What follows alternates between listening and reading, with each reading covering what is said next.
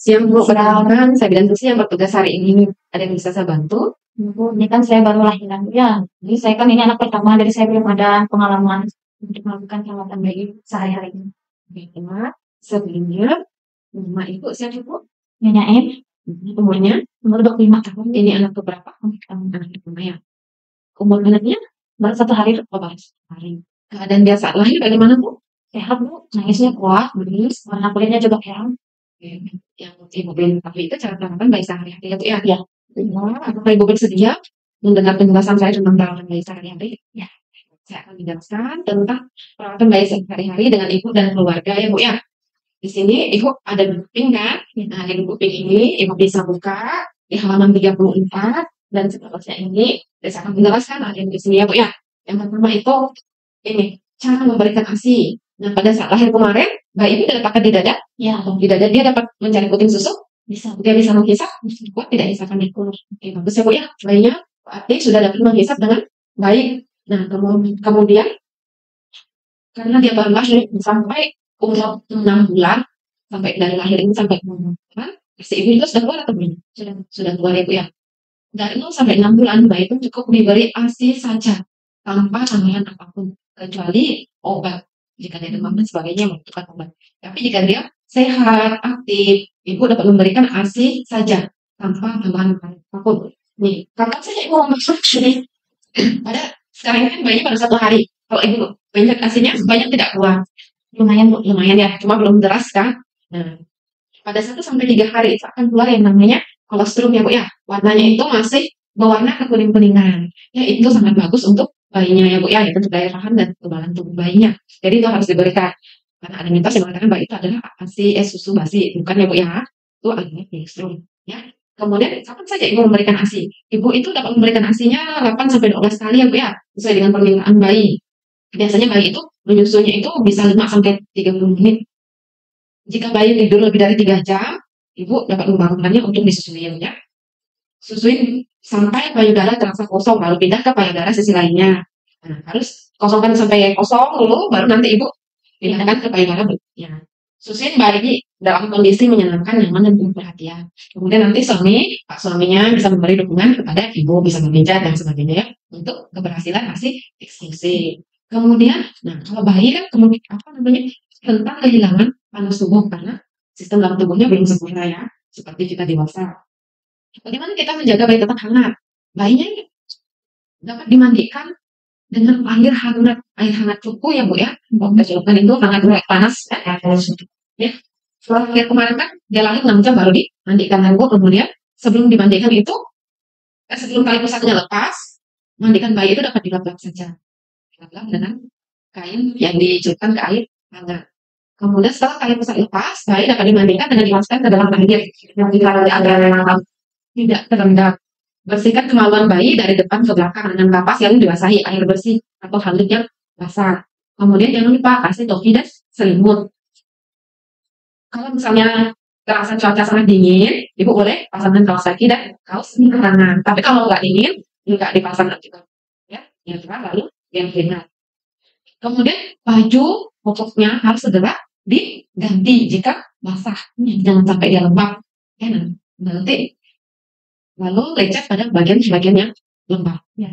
Kemudian ini bayinya lahir normal, beratnya juga berat lahirnya normal ya Bu ya, 3.300 gram, panjangnya 4 berarti bayinya dalam keadaan sehat, tidak perlu metode kanguru. Kemudian bayi kalau misalnya menggunakan kipas, usahakan kipas anginnya jangan mengarah ke bayi ya. Kalau menggunakan AC cukup di suhu 25 sampai 26 derajat ya, jangan terlalu dingin. Nah, kemudian untuk perawatan tali pusatnya, perawatan tali pusat sebelum ibu melakukan perawatan tali pusat, cuci tangan dulu di air mengalir dan sabun sebelum dan sesudah melakukan perawatan tali pusat. Ingat jangan memberi rutin ke tali pusat. Ya, rawatlah tali pusat terbuka dan kering.